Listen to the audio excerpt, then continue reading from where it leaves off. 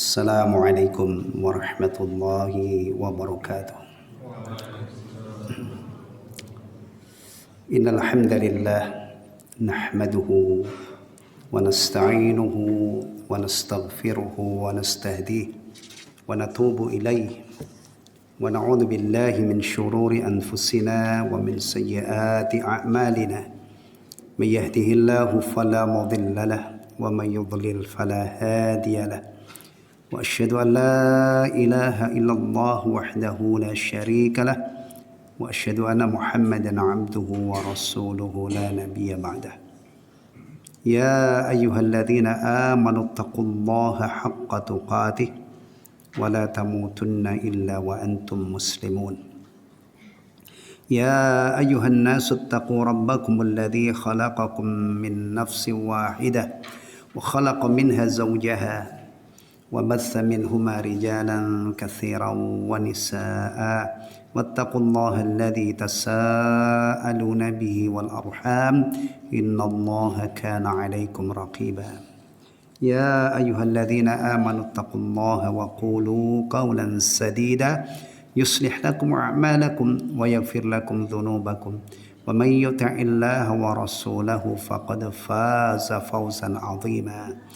أما بعد فإن أصدق الحديث كتاب الله وخير الهدي هدي محمد صلى الله عليه وسلم وشر الأمور محدثاتها وكل محدثة بدعة وكل بدعة ضلالة وكل ضلالة في النار.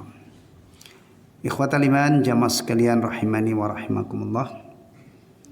Insyaallah malam ini kita akan sama-sama melanjutkan menelaah kitab Al-Adabul Mufrad dan syarahnya. Pada kajian bulan lalu kita sudah sampai hadis nomor 34. Sekarang kita lanjutkan hadis 35 dan seterusnya.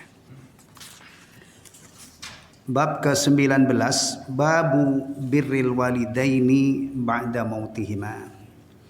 Bab berbakti kepada kedua orang tua setelah mereka wafat. Faham babnya ini? Bab berbakti ya kepada kedua orang tua setelah mereka wafat. Ya. Baik.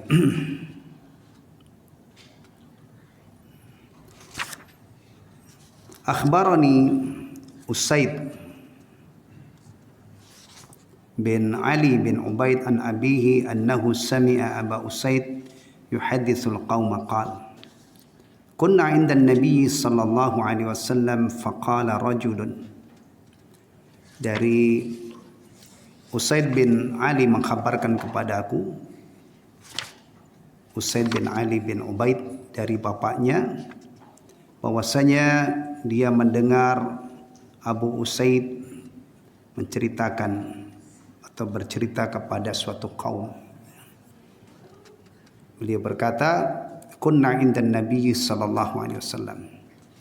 Kami berada di sisi Nabi sallallahu alaihi wasallam. Faqala rajulun. Lalu ada orang yang bertanya, ya Rasulullah, wahai Rasulullah. Perhatikan, kalau ada orang menyapa Rasulullah, ya Rasulullah, ini berarti sahabat Nabi. Dia beriman kepada Rasulullah sallallahu alaihi wasallam. Ya. Allah yang mendidik para sahabat, yang mengajari para sahabat, kalau menyapa Nabi, memanggil Nabi, jangan seperti memanggil sesama mereka. Ya. Baik. Kalau orang yang tidak percaya bahwa beliau utusan Allah, manggilnya tidak mungkin ya Rasulullah. Abu Jahal dulu tidak mungkin dia menyapa Rasulullah dengan ya Rasulullah. Abu Lahab juga. Dan orang-orang yang selainnya yang tidak beriman. Ya, manggilnya apa? Manggilnya apa? Ya Muhammad. Atau kadang-kadang dengan kunyahnya ya Abul Qasim. Ya. Taib.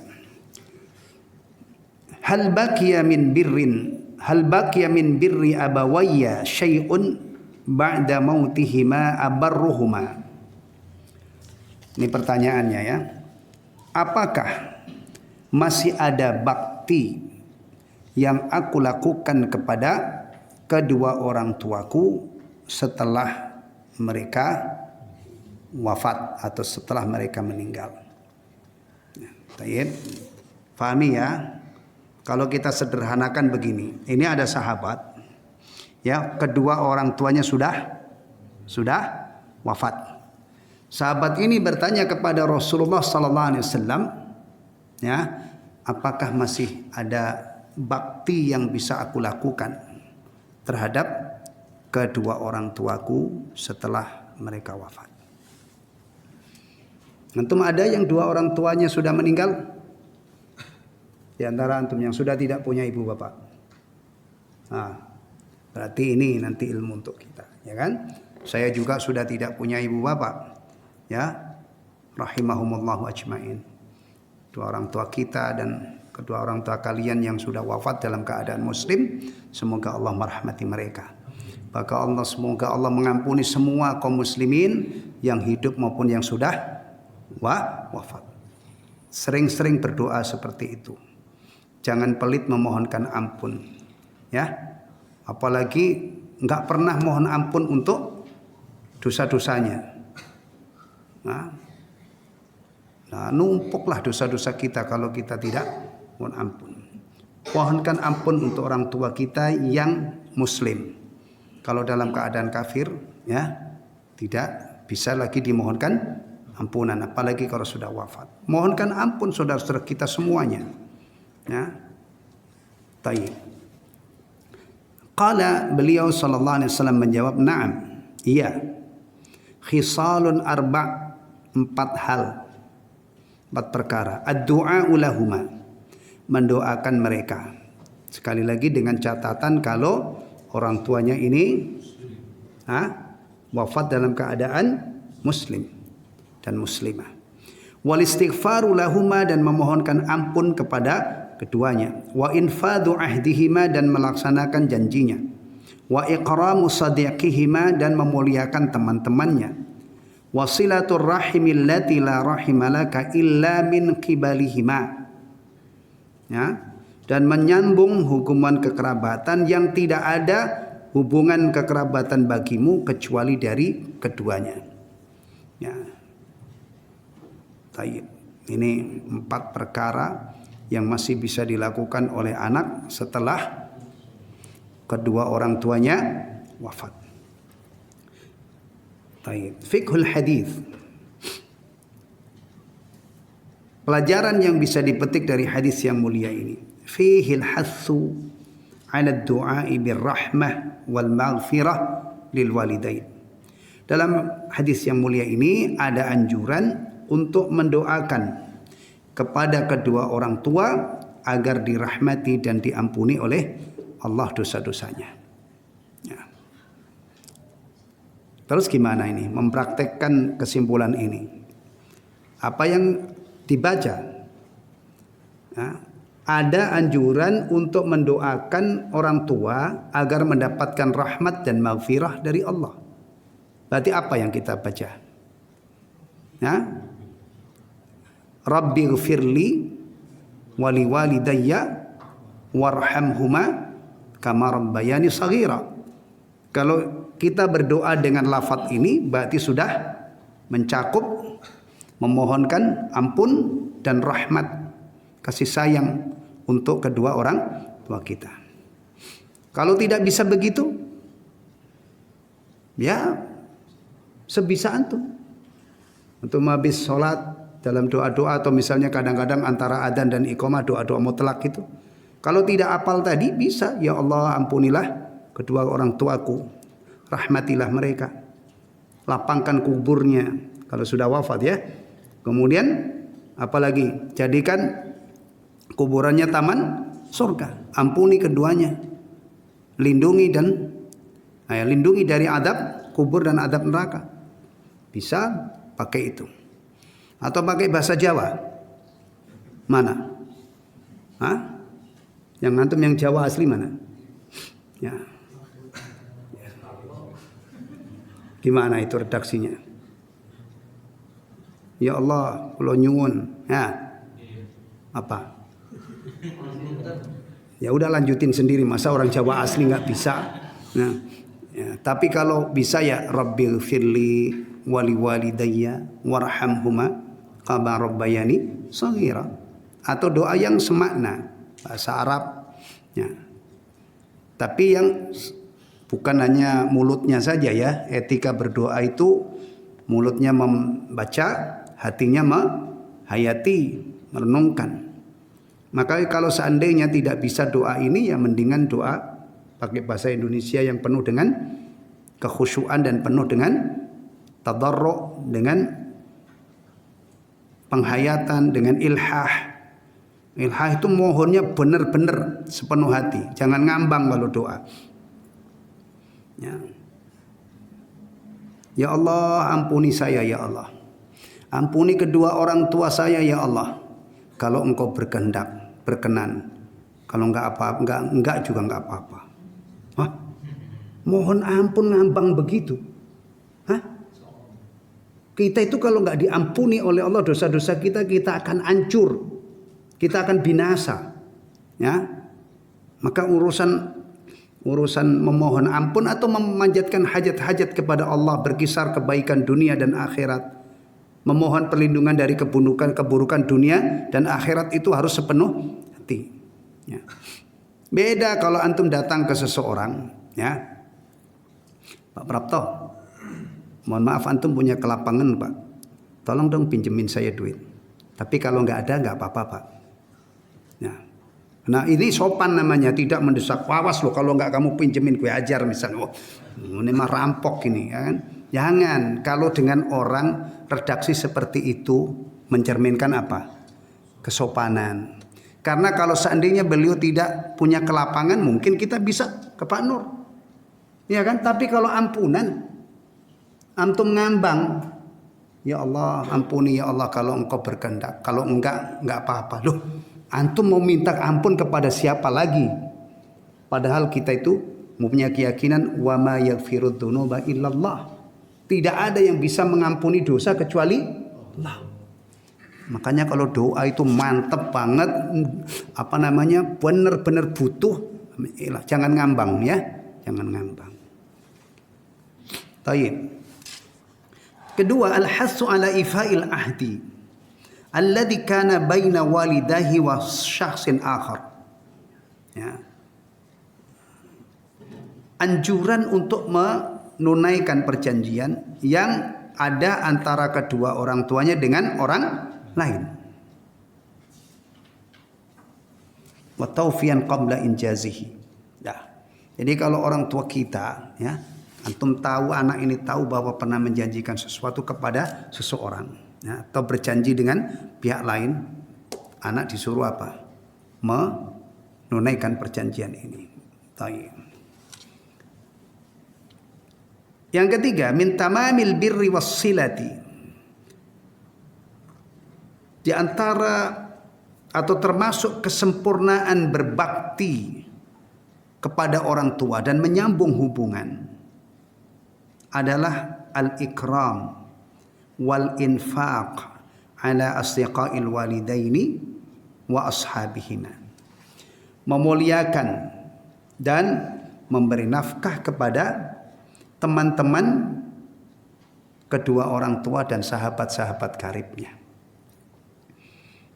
Untuk perhatikan ini ya. Jadi agama Islam itu agama yang menghubungkan, agama yang mengajarkan untuk melestarikan hubungan.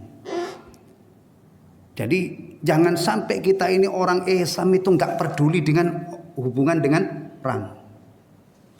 Agama Islam ini merajut hubungan orang yang terdiri dari berbagai suku, bangsa, lita'arafu, untuk saling kenal.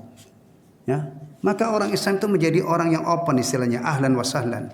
Ya, jangan jadi orang yang tertutup, nggak peduli nyambung hubungan. Ya, dan dari hubungan itu ada fawaid, ada faedah-faedah yang banyak. Ya, Nih, apalagi kalau ini sudah, misalnya orang ini sudah menjadi sahabat bapak atau teman ketika bapak meninggal, ya, itu dianjurkan untuk melestarikan persahabatan ini. Itu perhatikan, zaman sekarang yang mengamalkan sunnah seperti ini berapa orang? Rata-rata kadang-kadang kerabat karib saja sudah berantakan. Ya. Padahal kalau kita perhatikan, Islam itu agama yang sangat memotivasi kita untuk menjaga hubungan, untuk saling kenal. Islam ini adalah agama jamaah, apalagi antum laki-laki. Orang Islam nggak pernah jamaah, nggak sholat jamaah, nggak jumatan, nggak id, gimana? Perhatikan. Makanya orang Islam itu dibekali, kalau ketemu orang ramah, wajahnya berseri-seri, mengucapkan salam, berjabat tangan, tutur kata yang bagus. Kita dimotivasi untuk bergerak, menyambung hubungan, ya kan? Kemudian dibekali petunjuk-petunjuk terbaik dari Rasulullah yang kalau kita praktekkan dan mempraktekkan seperti ini sehari itu bisa berulang kali. Itu menjadi bagian dari bekal. Antum senyum terhadap sama muslim sedekah, antum salam sedekah, itu bagian dari amal soleh kita, ibadah kita. Jabat tangan ketemu dengan sama muslim, jabat tangan, kata Rasulullah, tidaklah dua orang muslim bertemu lalu berjabat tangan, ya, melainkan akan diampuni oleh Allah dosa-dosanya sebelum mereka berlepas. Dan itu tidak ada, setahu saya tidak ada penjelasan ini khusus waktu Idul Fitr. Kan Idul Fitri itu orang kadang-kadang Masya Allah semangat banget salam-salaman kan sepanjang masa. Coba. Ini perhatikan. Jadi orang muslim itu orang yang sangat semangat menyambung hubungan. Menyambung hubungan itu ada sarana-sarananya. Bahkan salam kata Rasulullah itu kalau disebarkan bukan hanya menjaga hubungan, menumbuhkan mahabbah. Tum sudah bisa membayangkan? Jadi kalau ada orang itu Masya Allah nggak peduli sama orang gitu ya, hidup itu nggak pernah ini peduli dengan orang. Maaf, Anda tidak mencerminkan sunnah Rasulullah SAW. Ya. Belum lagi nanti ada ajaran memuliakan yang tua, menyayangi yang kecil, yang muda. Oh, gimana itu? Lihat ini, seharusnya masyarakat Muslim itu ya sangat kuat hubungannya, bahkan sahabat-sahabat bapak yang sudah meninggal itu dilanjutkan, dilestarikan oleh anaknya. Ini sunnah. Ya, terus terang kalau kita sudah bicara halal seperti ini ya, kita ngaku bahwa kinatin muqassir. Muqassir itu artinya sangat kurang, masih sangat minim. Ya, maka orang itu semakin faham agama, semakin berani ngaku dirinya ini banyak ganjarannya atau banyak dosanya. Jujur aja, semakin banyak kita dalami agama ini, semakin jelas bahwa diri kita itu sebagaimana yang dikabarkan oleh Rasulullah, kullu bani Adam khata'un. Setiap manusia itu salahnya banyak, kekurangannya banyak, dosa-dosanya banyak. Ya. Jangan orang dengan modal agama yang cekak, amal yang sedikit, petentang-petenteng, ya, sudah merasa seakan-akan sudah dijamin masuk surga. Enggak. Kita tidak boleh memiliki sifat seperti itu. Perhatikan ini ya. Mari kita menjadi orang yang sangat semangat untuk berkenalan dengan orang lain. Karena Allah berfirman menciptakan suku-suku bangsa-bangsa ini adalah untuk lita'arafu. Dan tempat yang paling memungkinkan kita berkenalan dengan banyak orang. Ya, nah bahkan nanti akhirnya kita kenal banyak orang, punya hubungan dengan banyak orang, masjid. Ya kan? Nah, Pak Prapto dari Jawa Timur, saya dari Jawa Tengah. Pak Nur dari Sumatera, Pak ya? Itu lagi mana aslinya? Hah? Mana? Jawa Tengah. Dah ketemu. Jawa Timur, Jawa Tengah, Sumatera. Mana lagi? Yang belum saya mana? Wah, Jawa Timur udah diwakili Pak Prapto. Ya. Alhamdulillah. Ini cuma berapa gelintir orang kan? Coba antum masuk ke Masjid Jami. Masya Allah ada yang dari Sulawesi, ada yang dari ini, ketemu. Itu kalau di masjid. Kalau mungkin antum pedagang atau Pak Prapta ini usaha, antum di luar punya mitra orang Cina juga ada ya. Enggak apa-apa. Orang memang lita'arofu. Ya. Nih.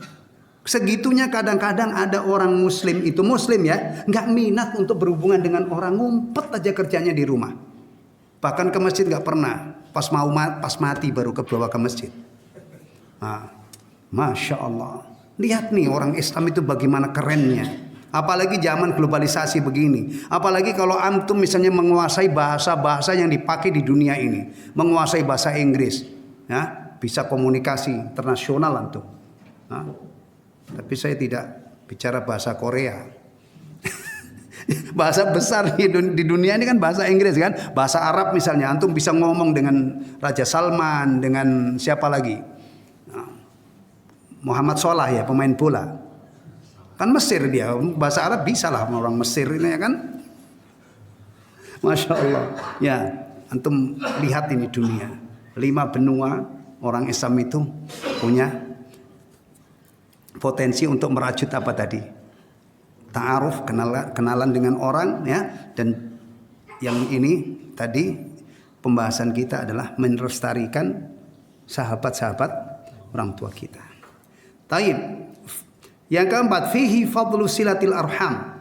Dalam hadis yang mulia ini terdapat keutamaan menyambung hubungan kekerabatan. Wa annal insana la yastahiqu hadzal fadl illa bisababil walidain. Ya, antum perhatikan, dan seseorang manusia itu tidak berhak mendapatkan keutamaan ini kecuali melalui sebab kedua orang tuanya. Adanya kerabat karib itu berawal dari orang tua kita. Kita punya orang tua kita ini punya saudara, ya kan, itu sudah nih dari bapak, dari ibu, ya kan? Nanti beranak pinak, ya kan? Kita ini kalau disambungkan dengan kakek aja, itu ada berapa orang yang nyambung dengan kakek kita? Banyak kan? Bahkan kadang-kadang satu kakek aja itu mungkin ratusan ada ya. Kalau keluarga besar, mungkin nggak? Mungkin, ya. Belum lagi kalau naik satu level lagi, buyut. Ya. Apalagi kalau kita semuanya kembali ke Adam, ya, anak Adam semualah. Miliaran orang ini, ya kan? Tapi yang dimaksud tidak itu ya. Kalau antum harus diwajibkan silaturahim sampai ke Adam, waduh, kita berapa semua ini menanggung dosa ini, ya kan? Enggak kerabat karib, yang ada hubungan kekerabatan. Baik. Hadis yang berikutnya. An Abi Hurairah radhiyallahu anhu qala, dari Abu Hurairah semoga Allah meridainya. Turfa'u lil mayyit ba'da mautihi darajatuhu. Orang yang sudah meninggal diangkat derajatnya setelah kematiannya, setelah dia wafat. Fayaqul, lalu dia kaget, dia terkejut, ya. Dia mengatakan, Rabbi, wahai Rabb, ayu syai'in hadhihi? Wahai Rabb, apa ini yang menyebabkan saya bisa naik derajatku? Ya, ternyata apa? Fayuqal, lalu dijawab, waladuka istaghfaralaka. Anakmu memohonkan ampun untukmu. Perhatikan ya. Kalau kita punya orang tua yang sudah wafat, maka yang wafat dalam keadaan mukmin muslim ya, maka yang paling bermanfaat itu adalah doa. Ya, doa. Berarti kita bisa setiap kita berdoa, kita sisipkan doa untuk kedua orang tua kita. Ini frekuensinya tinggi. Ya. Kadang-kadang ya, maaf, ini ada orang meninggal itu, ada yang didoakan hari pertama 7 hari non-stop, nanti kemudian berapa hari lagi? 40, 100 gitu ya. Kok jarang banget, kesian banget ini mayit. Ya, sejak wafat hari pertama, kedua, ketiga, sepanjang anak ini masih hidup, seharusnya dia banyak-banyak mendoakan orang tua. Dan doa itu yang paling bermanfaat. Apalagi kalau kemarin-kemarin tuh anaknya nggak maksimal berbaktinya, nyesel banget setelah bapaknya wafat. Kompensasi dengan doa sebanyak-banyaknya. Kalau punya duit ya lakukan hal-hal yang bisa bermanfaat untuk si mayit. Ya, misalnya wakaf, nih bangun masjid, atau misalnya antum beli makanan, antum sedekahkan tanpa dikaitkan dengan hari tertentu, ya, niatkan untuk orang tua, atau misalnya bangun hal yang sangat besar manfaatnya, amal jariah, ya, bangun sumur di daerah yang sering dilanda kekeringan, masya Allah, ganjarannya untuk orang tua. Ya. Tapi di samping itu, yang paling dekat, yang paling mudah kita lakukan adalah mendoakan. Kalau masih hidup, aneka ragam berbakti kepada orang tua. Kadang-kadang ngasih makanan. Anak tahu ya, hujan-hujan begini nih, misalnya orang tuanya masih hidup. Tinggal ya serumah atau di rumah lain. Makanan favorit bapak itu kalau hujan-hujan begini apa misalnya? Martabak. Misalnya ya kan? Bisa saja antum berbakti kepada orang tua antum dengan memberikan martabak, makanan favoritnya. Atau di momen-momen tertentu, biasanya kan itu orang pada pakai baju baru kan? Antum tahu sarung favorit bapak itu apa? Nah, beliin favoritnya, jangan antum beliin yang dia tidak mau pakai, nanti nggak dipakai. Ya, sarung, bajunya apa, pecinya itu merek apa, gitu kan? Hafal itu anak itu. Kalau perhatian dengan orang tua, kasih. Itu kalau masih hidup bisa dibeliin pakaian, dihadiahi pakaian, ya kan? Nah, tapi kalau sudah wafat, coba antum beliin martabak. Hah? Enggak lah, gimana caranya? Ya kan? Pakaian untuk udah enggak butuh itu semua. Rabbighfirli wa liwalidayya warhamhuma kama rabbayani shaghira. Itu yang paling bermanfaat untuknya. Nah, masalahnya kita hitung-hitungan lah, kalau orang ini mati tapi anaknya tidak kenal sholat, gimana doanya, dari mana jalurnya? Ya. Orang itu kalau sudah tidak sholat, masa iya dia wudhu kemudian ngangkat tangan nangis-nangis doakan? Jauh. Biasanya doa ini ngikut sholat. Maka mendidik anak supaya menjadi muqimis sholat, mengupayakan anak supaya menjadi anak yang muqimis sholat, itu penting. Karena kalau nanti ini dia sholat, insya Allah dekat dengan mendoakan untuk kemaslahatan dirinya, untuk orang tuanya, bahkan tidak tanggung-tanggung untuk seluruh kaum muslimin. Bahkan kadang-kadang itu sampai dirinci lagi dari ujung timur sampai ujung barat, min masyarikil ardi wa magharibiha.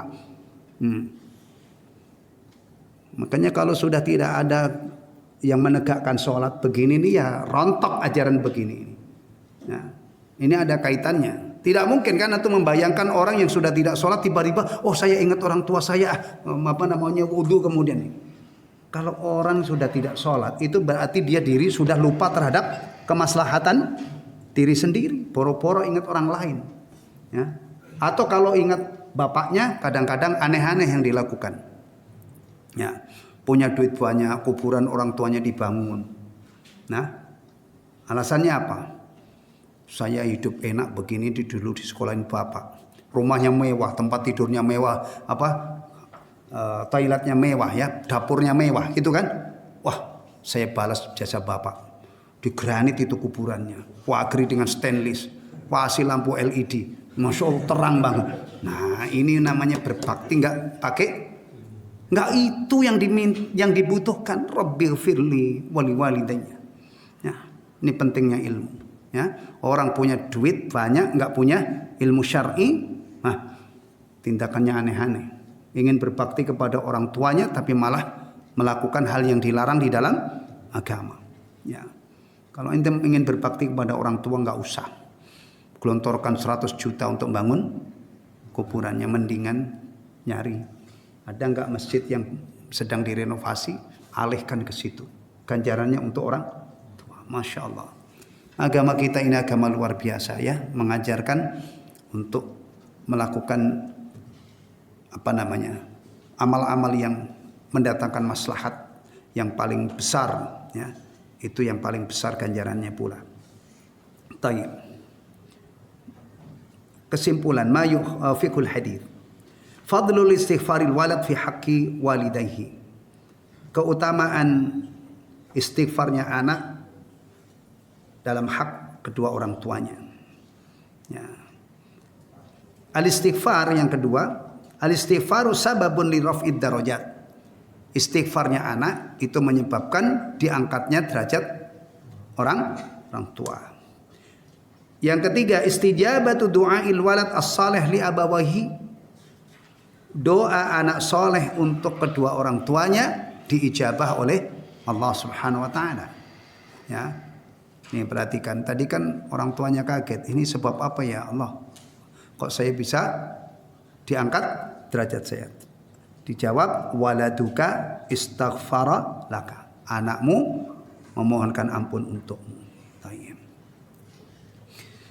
Hadis yang ke-37. Qala Muhammad bin Sirin, kunna inda Abi Hurairah lailatan. Muhammad bin Sirin mengatakan, kunna inda Abi Hurairah lailatan. Pada suatu malam saya berada di rumah Abu Hurairah. Faqala, lalu dia berdoa, Allahumma gfir li Abi Hurairah. Ya Allah, ampunilah Abu Hurairah. Berarti berdoa untuk siapa ini? Untuk dirinya ya, dia sebut namanya. Ya, biasanya kan Rabbi firli gitu ya. Nah, kalau di sini Abu Hurairah menyebut namanya. Allahumma gfirli Abi Hurairah. Taib wali ummi, dan untuk ibuku. Wali man istaghfara lahuma, dan untuk atau bagi orang, untuk orang yang memohonkan ampun kepada mereka berdua.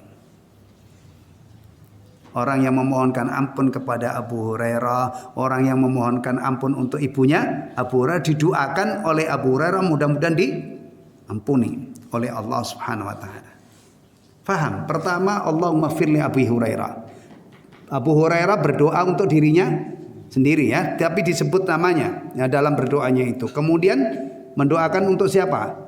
Ibunya, dan mendoakan orang-orang yang mendoakan dia dan mendoakan ibunya, dimohonkan ampun oleh Abu Hurairah. Qala li Muhammad, fa nahnu nastaghfiru lahuma.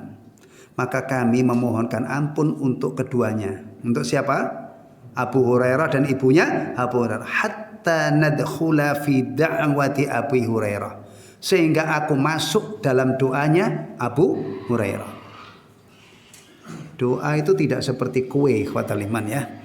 Kalau dibagi-bagi habis itu enggak, Masya Allah. Maka jangan pelit dalam berdoa. Ya, kalau sudah berdoa untuk diri kita sendiri, untuk orang tua, ya doakan orang lain. Ya, kaum muslimin wal muslimat. Ya, tayyib. Fiqhul hadis. Pelajaran yang dipetik dari hadis yang mulia ini. Ihtimamus sahabati wat tabi'in bisu'alil maghfirah. Perhatian para sahabat dan tabi'in untuk memohon ampunan, li anfusihim, untuk diri mereka, wa walidihim, dan orang tua mereka, walil mustaghfirina lahuma, dan kepada orang-orang yang memohonkan ampun untuk mereka. Ya. Ini juga ya, adanya doa seperti ini itu menunjukkan hubungan ukhuwah yang sangat kuat dan hati yang bersih. Ya. Kalau orang itu tidak ingat bahwa orang Islam itu saudaranya, gitu ya, ya dia tidak ingat mendoakan kebaikan untuknya. Atau misalnya ada orang Islam tapi benci banget dengan sesama Muslim, ya, kira-kira dia tulus nggak mendoakan itu? Nggak mungkin. Berarti antum perhatikan. Masalah sepele seperti ini ya. Misalnya antum ketemu assalamualaikum, kan doa juga kan? Nah, kemudian kalau misalnya antum kondangan ya, pengantin, kemudian antum mengatakan barakallahu laka wa baraka alaika wa jama'a bainakuma fi khair. Itu kalau hati kita enggak bersih ya, nanti jadinya nifak amali. Antum secara lahiriah mengucapkan doa-doa yang bagus gitu kan, tapi enggak tembus hati. Assalamualaikum. Itu yang diucapkan seseorang, tapi bisa saja karena hatinya dibenci banget sama orang tersebut, apa? Yang di hati itu tidak selaras dengan Dengan ya ucapannya. Mengucapkan assalamualaikum dalam hatinya, matilah kamu. Gimana? Mungkin manusia itu bisa seperti itu. Maka kalau muamalah dengan orang Islam itu sampai tembus ke hati. Antum kalau senyum yang sedekah nilainya itu benar-benar senyum yang keluar dari rasa senang karena melihat antum ketemu saudara antum. Persoalan ganteng nggak ganteng itu nggak penting, yang penting dia muslim. Kita lihat keadaannya baik-baik, kita bahagia, kemudian senyum, kemudian assalamualaikum. Menjawab salam juga demikian, waalaikumsalam warahmatullah. Itu harus hati yang lurus, ya kan? Manusia itu bisa nifak, ikhwatal iman ya. Ada orang itu di depan seseorang itu ramah bagus, nanti sebelum orang munafik kan begitu kan? Ketemu orang mukmin, saya kerja itu tadi tuh, saya pura-pura baik, matilah mereka misalnya gitu. Bisa ada orang datang ke kondangan, doanya itu sudah benar doanya. Barakallahu laka wa baraka alaika wa jama'a bainakuma fi khair. Mendoakan kebaikan untuk pengantin. Tapi dia dongkol. Dongkol itu mungkin karena yang dia nikahi itu dia ngincer juga misalnya itu. Hatinya tidak seperti itu. Mudah-mudahan rumah tanggamu sengsara, berantakan. Hatinya begitu. Mungkin kan itu? Mungkin. Kalau harimau bisa nggak begitu itu? Pura-pura baik ketemu orang salam, assalamualaikum, kemudian setelah itu maka orang itu kalau hatinya rusak bisa lebih berbahaya daripada Antum pernah dengar gak ada orang dirampok itu tetangga gak ada yang nyangka kalau itu dia rampok. Datang itu parlentip banget, keren banget, gak taunya setelah masuk, kelihatan. Itu tidak mungkin bisa dilakukan oleh hayawan. Manusia yang bisa begitu. Ya, benar kan? Baik. Maka hati yang bersih ini kita bawa muamalah. Kalau kita mendoakan, apalagi kalau mendoakan mayit ya. Misalnya saya ini sering ngimamin sholat jenazah. Kalau saya misalnya hati saya ini dongkol banget, benci banget kepada saudara saya yang meninggal ini, saya doakan Allahumma firlahu warhamhu wa'afi. Doa saya sih sudah ngikutin yang diajarkan Nabi, tapi hati saya kusut, bisa saja cuman mulut saya, sementara hati saya tidak tembus doa itu ke hati. Nifaq. Ini pentingnya ya, tulus dengan bersihkan hati kita. Kita kalau muamalah dengan sesama manusia, terutama sama muslim itu bawa hati yang bersih. Sehingga kalau kita senyum itu senyum yang benar-benar nabi, keluar dari hati yang bersih. Ketika kita menyalami itu sepenuh hati. Kalau saya nyalami Pak Prapto, Pak Nur, misalnya antum sekalian, misalnya ya, assalamualaikum itu benar-benar saya ingin memohon kepada Allah agar Allah melimpahkan keselamatan. Apalagi kadang-kadang barokah juga ya, warahmah. Untuk antum sekalian. Ya. Coba misalnya ini saya tadi mengawali pertemuan dengan assalamualaikum warahmatullahi wabarakatuh. Tapi hati saya itu mau mangkel semua sama antum, dongkol. Gimana? Keluar salam tapi hati saya membenci kalian, mangkel sama kalian, hasad sama kalian. Gimana? Bayangin. Makanya ketika orang itu memiliki hati yang bersih, ini berarti dikaruniai oleh Allah. Dan kita juga sedang belajar ya bagaimana membersihkan hati. Insya Allah pekan depan, betul Pak Nur ya, kita melanjutkan masalah pelajaran tazkiyatun nufus ya. Taib. Tadi. Yang ke-38. An Abi Hurairah radhiyallahu anhu.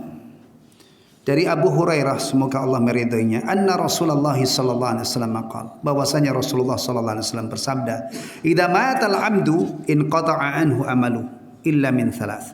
Jika seorang hamba wafat maka terputuslah amalnya kecuali 3. Amal yang dulu dilakukan itu tidak terputus ganjarannya. Shadaqatin jariyatin. Sedekah jariyah. Ini orang meninggal tapi dulu dia pernah sedekah jariyah. Kalau ngasih makan itu sedekah jariah apa enggak?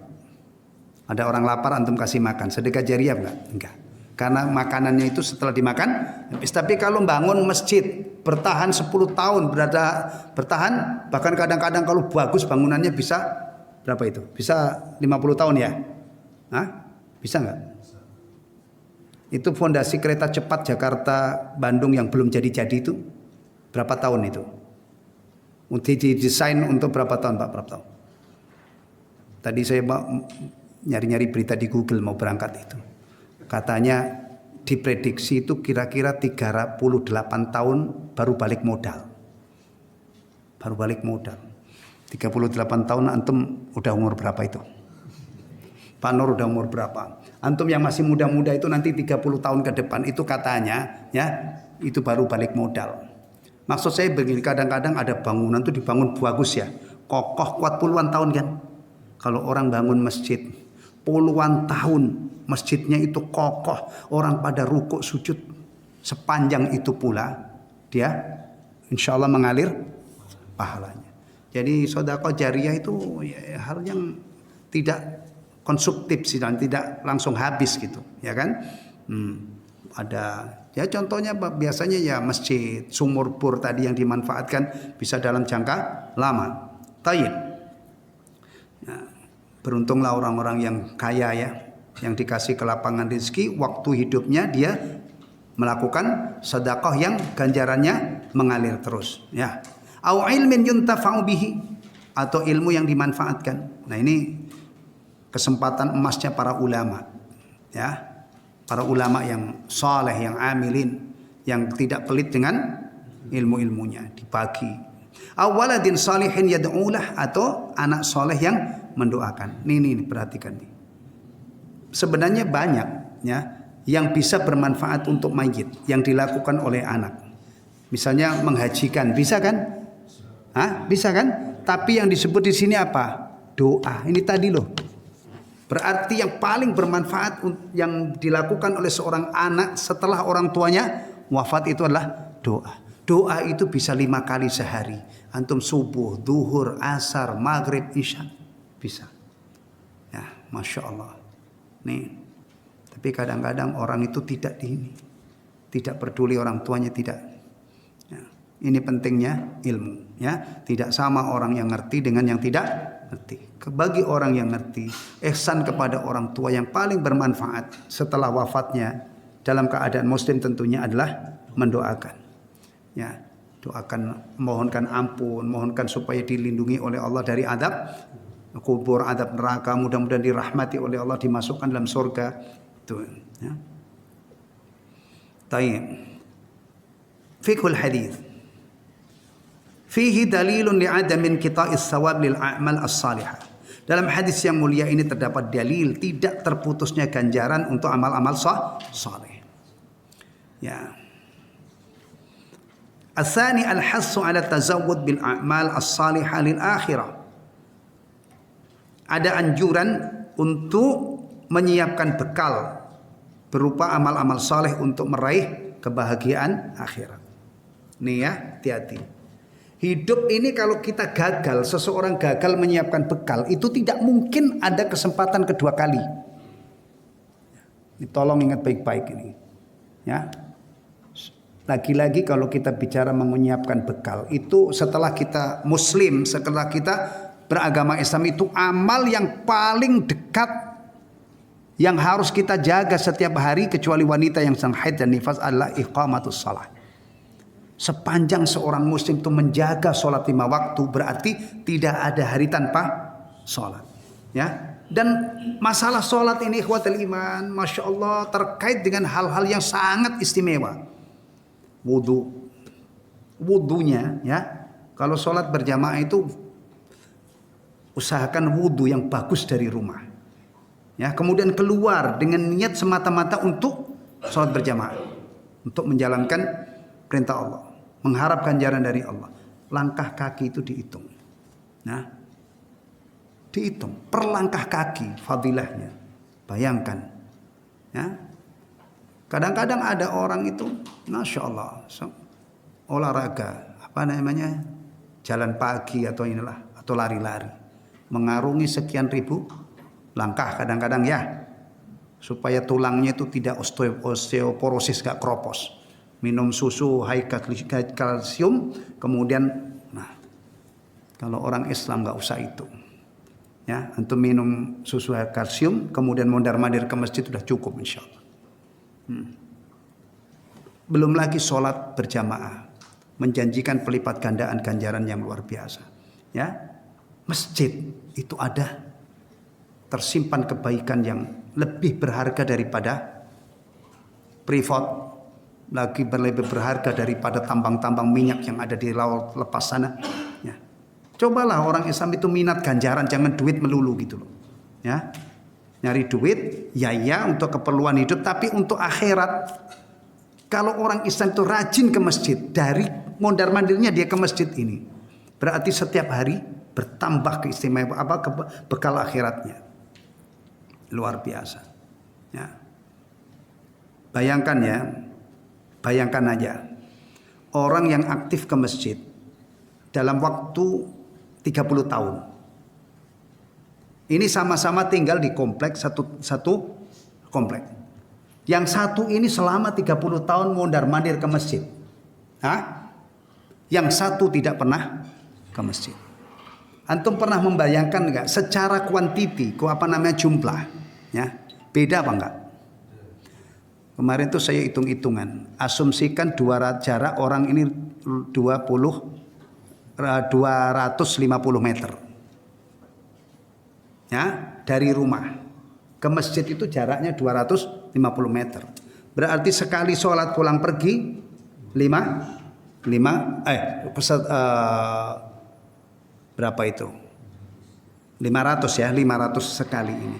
Kalau kali 5 udah 2,5 kilo. 2,5 kilo itu kalau antum sengaja meluangkan jalan 2,5 kilo, itu dari rumah saya ke sini mungkin itu. Rawalumbu jembatan itu ada 2 kilo apa enggak tahu saya. Jauh kan? Taib. Kalikan sepekan. Kalikan sebulan. Sebulan mondar-mandir rutin ini setiap hari 2,5 kilo. Ya kan? Kali 30. Sudah berapa itu? 90 kilo ya. 90 kilo. Itu sebulan ya. Jarak itu cuma 250. Istiqomah. 90 kilo itu berapa langkah? Nah, antum kalau dengar ada orang nabung uang recehan tiap hari sekian kumpul sekarung, pergi ke dealer motor ya, Honda aja lah yang paling banyak. Kalau saya sebut lain nanti nggak sesuai dengan keinginan antum. Beli Vario pakai uang receh, hasil nabung sekian, antum kagum-kagum kan? Wah, hebat banget. Cobalah kita itu ngitung-ngitung supaya semangat nabung itu, hitung-hitung amal yang ada ganjarannya. 90 kilo itu kalau satu langkah itu umumnya berapa? Taruhlah setengah kalikan 2 berapa? Subhanallah. Kalau 30 tahun istiqomah, asumsikan 100%. Tapi realnya mungkin 80%, 70% ya. Kalau untuk gampangin ngitung, ternyata itu jarak tempuhnya 27.000 kilometer. Itu sudah bolak-balik ke sini Mekah berapa kali? Berapa kali? Mekah itu 7.000 kilo kan? Subhanallah. Itu baru langkah kakinya. Istighfar. Zikir ba'da sholat, jangan antum abaikan. Apalagi yang masih muda-muda ini, tekuni dari muda. Nanti sampai antum mudah-mudahan panjang umur antum tidak pernah ninggalkan zikir ba'da sholat. Sekali zikir ba'da sholat nabung tasbih, tahmid, takbir, tahlil 100 kali. Berarti setiap hari 500, ya kan? Itu kemarin iseng-iseng saya di Masjid Jatimulya Al-Huda. Itu ada jamaah saya suruh ngitung, saya kasih PR. Coba hitung orang tidak pernah meninggalkan zikir ba'da sholat selama 30 tahun. Dihitung oleh dia tuh ternyata 5 juta sekian. Masya Allah. Antum kalau disuruh tasbih 5 juta sekali ini, gimana? Cuman ngumpulin mungkin 5 menit, 10 menit setelah sholat, tidak mengganggu pekerjaan antum, tidak juga bikin antum sampai lapar banget, masih bisa menunda lapar. Alhamdulillah, nabung akhirat, tasbih, tahmid, takbir. Kesimpulannya ingin saya katakan, tidak mungkin ada hidupnya seseorang yang lebih berkah, yang padat berisi dengan kebaikan kecuali atau melebihi orang yang berpegang teguh dengan sunnah Nabi Sallallahu Alaihi Wasallam. Kadang-kadang ada orang sholat bertahun-tahun tuh lamcing, ngerti lah lamcing? Kalau di Jawa lamcing itu maksudnya salam langsung pelencing. Masya Allah duduk itu kayaknya. Coba lawan itu, jangan dituruti. Kalau saya pergi cepat. Antum cekik setan itu ya, sampai antum sabar 10 menit. Astagfirullah. Allahumma antas salam wa minkas salam. Sekali antum berhasil, 2 kali, 3 kali, akhirnya antum dari umur 20 tahun lah misalnya ya, sudah balikan jelas itu, sampai umur 60 antum punya tabungan zikir ba'da shalah tidak pernah putus. Setelah itu antum berharap kepada Allah, mudah-mudahan zikir saya diterima. Antum zikir pagi berdoa, Allahumma inna nas'aluka rizqan tayyiban, ilman nafi'an wa rizqan tayyiban wa amalan mutaqabbala. Termasuk yang antum mohonkan kepada Allah untuk diterima itu zikir yang tidak pernah antum tinggalkan. Masya Allah. Ya. Nih kita ngumpulin bekal akhirat itu mulai dari hal yang pokok, tauhid, miftahul jannah, kunci surga, menjaga sholat 5 waktu, kemudian amalan-amalan tambahan, mustahabbah, nafilah yang terkait dengan sholat. Kalau antum tekuni, Masya Allah. Itu dari situ ya. Belum lagi nanti nih berbakti kepada orang tua ya, berbuat baik kepada sesama manusia. Orang Islam itu sekali lagi ya punya potensi, umurnya itu diisi dengan berbagai macam kebaikan, amalan-amalan yang diridhoi oleh Allah. Tapi awas, setelah antum mengumpulkan banyak amal ini jangan ujub, jangan gurur, nanti kaitannya dengan tazkiyatun nufus ya. Tapi kita letakkan amal ini bainal khaufi war raja, antara harap-harap cemas. Makanya kita memohon kepada Allah, mudah-mudahan Allah berkenan menerima amal kita. Ya, begini hidupnya orang Islam itu. Ya, ada ungkapan begini, kalau orang-orang itu berlomba-lomba mengeruk dunia, sampai kadang-kadang ada yang dapat triliunan ya, puluhan triliun ya. Kira-kira jujur aja, kalau kita itu mau bersaing dengan orang-orang sultan-sultan itu, kaya raya itu, yang tajir melintir istilahnya, sanggup nggak antum? Jujur aja, orang Pak Prapto aja nggak sanggup, apalagi saya. Nggak sanggup kan? Mereka Masya Allah beli mobil itu puluhan miliar misalnya, jam tangannya aja miliaran misalnya, rumahnya Masya Allah, sanggup? Kalau ada orang yang begini ini, antum jangan berlomba dengan mereka, keok antum. Caranya ambil jalur lain. Kalau orang berebut dunia sampai nggak ingat akhirat, sampai menghalalkan segala cara, antum ambil jalur lain, ibadah. Fastabiqul khairat, antum unggul. Ya, bahkan kadang-kadang sholat 2 rakaat qobliyah subuh saja itu nilainya sudah lebih baik daripada dunia seisinya. Itu keren. Ya, kalau antum orang-orang Islam ini hidupnya hanya untuk ngejar-ngejar dunia, antum keok.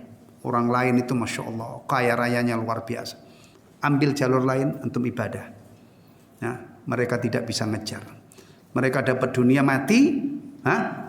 Apalagi kalau kafir sudah tidak ada manfaat sedikit pun. Meskipun kita miskin-miskin tapi punya tabungan tasbih, tahmid, takbir, sholat, ya kan? Punya tabungan puasa, punya tabungan tilawatul Quran dan kebaikan yang lain. Punya iman juga dan amal-amal soleh yang pokok-pokok yang wajib-wajib, insya Allah panen raya kita di akhirat. Sementara orang kafir gigit jari. Mereka teriak-teriak, melolong-lolong di dalam neraka, minta kepada Allah agar dikembalikan ke dunia. Mereka mau beramal soleh, tapi telat. Telat ya? Telat kan? Telat. Muamal soleh baru sudah sampai neraka, baru ampun-ampun minta dikembaliin dulu kemana aja kan gitu. Ini hati-hati kita ya. Punya potensi masuk surga tanpa hisab, dan punya potensi dilemparkan ke dalam neraka nggak keluar selama-lamanya. Ini untuk manusia dan jin. Sapi tidak ada peluang masuk surga tanpa hisab, dan tidak ada peluang dilemparkan ke dalam neraka. Meskipun badannya kadang-kadang gede, nggak pernah sholat, samanya sapi kan ghairul mukallaf. Tapi kalau kita seperti sapi lemosin gitu ya, badannya gede tapi nggak punya iman, nggak beramal saleh, wala'iyadzubillah. Tolong dihayati masalah seperti ini ya. Jadi ngaji bukan hanya sekedar rutinitas, tapi setelah ngaji ya benar-benar kita ihsan kepada Allah, ihsan kepada sesama. Udah ihsan belum ini? Oh. Kasih tahu tadi kalau ihsan. Ini tadi ya kesimpulan yang kedua, al-hathu ala tazawwud bil a'malis salihah lil akhirah. Dalam hadis ini ada anjuran untuk menyiapkan bekal amal-amal saleh untuk meraih kebahagiaan akhirat. Ini juga yang diperintahkan oleh Allah, ya ayyuhalladzina amanu taqullaha wal tanzur nafsum ma qaddamat lighad wattaqullaha innallaha khabirum bima ta'malun. Baik. Yang ketiga, kesimpulan yang ketiga atau pelajaran yang bisa dipetik yang ketiga, al-haddu ala waqfi a'mal yastamirru naf'uha. Anjuran untuk mewakafkan amal yang manfaatnya terus-menerus. Ya. Mith bina'il masajid, seperti bangun masjid-masjid, wal madaris, madrasah-madrasah, wa hafril abar, ya, menggali sumur atau mengebor sumur, fakulluha sadaqatun jariyah, maka semua itu adalah sedekah jariyah ya, karena manfaatnya bisa dilakukan dalam jangka panjang. Taib. Yang keempat, bayanu fadilatil ilmi, menjelaskan tentang keutamaan ilmu, wal hathu 'ala al-istiktsari minhu, dan anjuran untuk memperbanyaknya, wat targhibu fi tawrithihi bit ta'lim wat tasnif wal idah, dan anjuran untuk mewariskannya dengan mengajarkan, menulis kitab dan menjelaskan ya, mensyarah. Ini semua adalah masuk dalam tadi wa ilmin aw ilmin yuntafa'u bihi, ilmu yang dimanfaatkan. Tentunya yang punya peluang paling besar untuk mendapatkan keutamaan ini adalah para ulama ya, para ulama. Seperti Imam Bukhari ini misalnya, kitabnya kita kaji ya kan, beliau dapat bagian dari ganjaran insyaallah. Yang kelima, wa fihi anna ad-du'a was sadaqah yasilu thawabuhuma ilal mayyit. Dalam hadis yang mulia ini menunjukkan bahwa doa dan sedekah itu ganjarannya sampai kepada mayit. Tapi ingat ya, sedekahnya ini jangan dikaitkan dengan misalnya hari ketiga kematian. Itu mau telak aja. Antum punya kelapangan rezeki sedekah, niatnya untuk orang tua, berarti apa? Sampai. Ya. Tayyib. Yang keenam, al-hathu ala tarbiyatil abna wa ta'limihim liyakunu salihin. Anjuran untuk mendidik anak-anak dan mengajari mereka supaya menjadi orang-orang saleh. Ya. Orang saleh. Ketujuh, wa fihi fadilatuz zawaji minal mar'atis salihah. Dalam hadis yang mulia ini juga terdapat keutamaan menikahi wanita yang salihah. Li talabil waladis salih, untuk mendambakan lahirnya anak soleh. Jadi kalau orang itu punya cita-cita anak-anaknya soleh, maka dia menikahi wanita yang soleh. Itu namanya usaha ya. Ya. Kan kita ini diajari kalau ingin meraih suatu cita-cita itu harus selaras dengan usaha kita ya. Nah, tidak tahu sekarang ini orang-orang itu kalau nikah itu ada niat untuk anak soleh atau enggak gitu. Hah? Ini masalahnya di sini. Berapa persen orang yang mengadakan akad nikah kemudian punya cita-cita hebat, anak-anaknya soleh. Bahkan yang lebih parah lagi, orang Islam itu juga tidak ngerti anak yang soleh itu yang bagaimana sifatnya.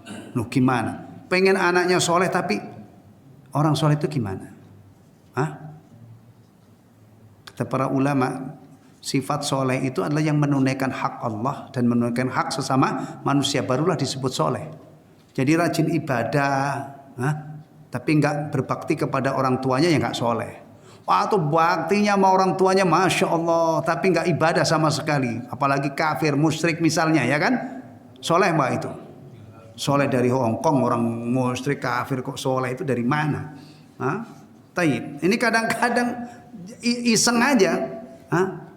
Coba setiap orang nikah itu biasanya doa yang dipanjatkan kepada Allah untuk pengantin baru, mudah-mudahan dikaruniai anak yang soleh dan soleh. Coba tanya.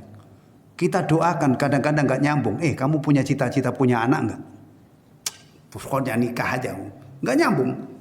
Masya Allah. Atau kadang-kadang punya anak, sudah asal punya anak aja kan. Bahkan nanti ketika punya anak itu kadang-kadang namanya aja itu dinamai nama yang sudah nggak ada bau Islamnya sama sekali, keren-kerenan gitu. Ya, aneh ini ya.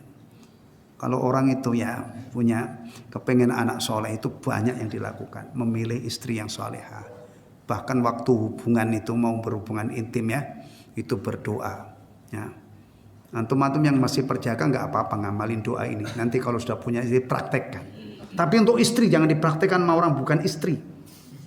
Allahumma jannibna syaitan wa jannib syaitan sama rozaqtana. Ya kan? Kemudian namanya juga, nama itu dikasih nama yang bagus. Karena nama itu ada dimensi doa, harapan. Namanya tafaul. Antum pengen anakmu soleh, antum namanya Ronaldo. Jago main bola ya, berarti antum cita-citanya anaknya pengen jadi pemain bola. Hati-hati loh, pemain bola itu kadang-kadang itu kalau kelewatan itu marahin bola sampai nggak sholat maghrib. Iya, rata-rata kan olahraga itu sore. Saya juga pernah ngalamin itu, tapi alhamdulillah kalau ninggalkan sholat enggak. Ya, voli itu dulu maksud di kampung tuh sampai menjelang adzan saya baru selesai. Mandi buru-buru sholat. Ya. Tapi yang lain kadang-kadang bola itu bisa membuat.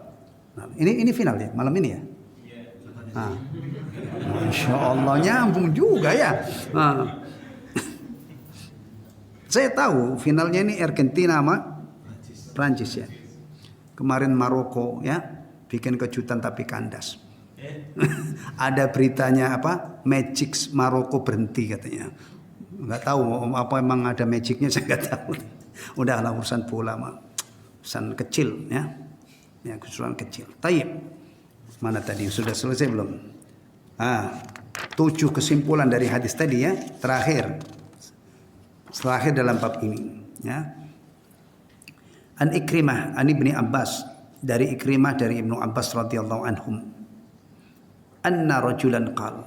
Bahwa ada seseorang berkata kepada Rasulullah. Atau bertanya tepatnya ya. Ya Rasulullah. Wahai Rasulullah. Inna ummi tuwfiyat walam tusi, ibuku wafat dan tidak berwasiat. Ya. Kalau sunnahnya sebaiknya orang itu sebelum wafat berwasiat ya, terutama mewasiatkan kepada anak-anaknya untuk tetap istiqamah di atas Islam. Ya, wala tamutunna illa wa antum muslimun. Ya, tayin. Dan kalau punya banyak harta dianjurkan untuk apa? Wasiat ya. Ayan fa'uha an atasaddaqa anha. Apakah bermanfaat baginya kalau saya bersedekah untuknya? Anak ini bertanya ya. Qala na'am. Rasulullah sallallahu alaihi wasallam menjawab apa? Na'am. Ya. Baik, fiqhul hadis. Fihi jawazus sadaqah 'anil mayyit. Dalam hadis yang mulia ini menunjukkan bolehnya bersedekah untuk si mayit. Wa anna dzalika yanfa'uhu bi wusuli thawabi shadaqah ilaihi, dan hal itu ganjaran sedekah akan sampai kepadanya. Baik. Sudah apa lanjut satu? Sudah. Cukup ya? Alhamdulillah. Dapat berapa tadi tambahannya? Dari 30 berapa tadi? Dari 35 ya. Oh ya, 35, 36, 37, 38, 39. Alhamdulillah. Dapat banyak ya. Banyak malam hari ini. Alhamdulillahilladzi bi ni'mati tatimmus shalihat. Ya. Subhanakallahumma wa bihamdika asyhadu an la ilaha illa anta astaghfiruka wa atubu ilaik. Wassalamualaikum warahmatullahi wabarakatuh.